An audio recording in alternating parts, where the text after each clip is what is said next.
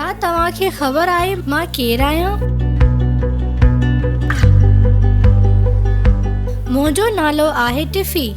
शायदि तव्हां मूंखे ट्रैफिक लाइट्स जे नाले सां सुञाणो था। तव्हां मूंखे अक्सर रोड्स ख़ासि करे चौखनि ते ॾिठो हूंदो। मुंहिंजो कमु ट्रैफिक खे कंट्रोल करणु आहे। त छा तव्हां मालूम करणु चाहींदो त मां ट्रैफिक खे कीअं कंट्रोल कंदी आहियां? थोरो गौर सां हिन लाइट्स खे ॾिसो ऐं सोचे ॿुधायो त रेड लाइट ॿरण जो छा मतिलबु आहे।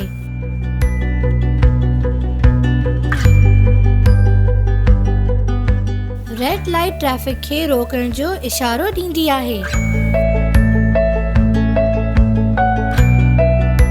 ऐं ग्रीन लाइट ॿरण जो छा मतिलबु हूंदो आहे?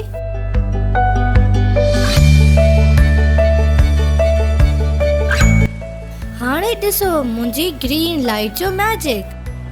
हे इशारो ॾींदी आहे ट्रैफिक खे ॿीहर हलण जो। त पोइ हे येलो लाइट कहिड़े कम जी हूंदी आहे?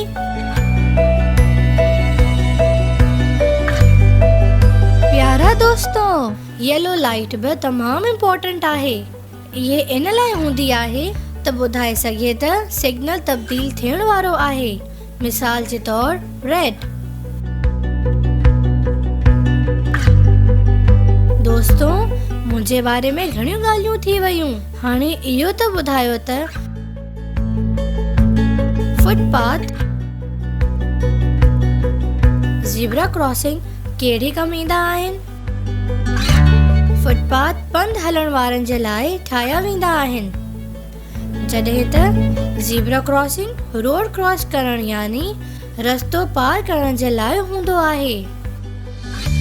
हाणे हे ॾिसो दोस्तों, तव्हां ॿुधाए सघो था त हे हिते छो बीठा आहिनि?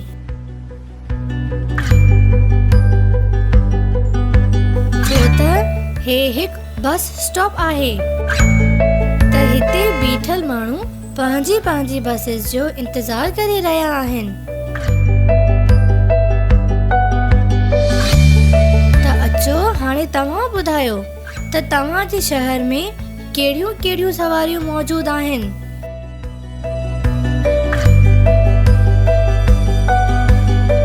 Bicycles and motorcycle, small and big cars, buses ऐं रिक्शा वग़ैरह। हाणे हिननि तस्वीरनि खे गौर सां ॾिसो ऐं पंहिंजनि साथियुनि सां गॾिजी मालूम करियो त हिननि खे असां कॾहिं ऐं छो इस्तेमालु कंदा आहियूं।